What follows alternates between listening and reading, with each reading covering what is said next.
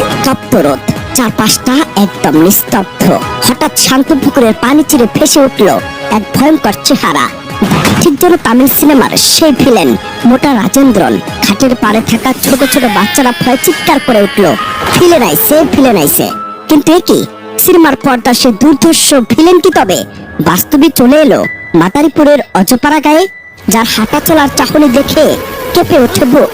আসলে কে এই রহস্যময় মানুষটি?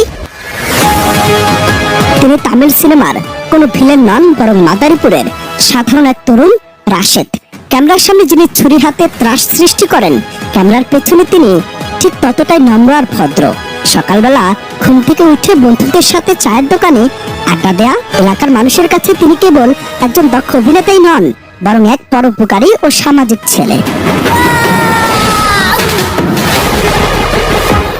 রাশেদের এই অভিনয়ের জাদু ছড়িয়ে পড়েছে সামাজিক যোগাযোগ মাধ্যমে। সেখানে রাশেদ মানে টানটান উত্তেজনার দুর্ধর্ষ মারপে তার এই যাত্রার গল্প।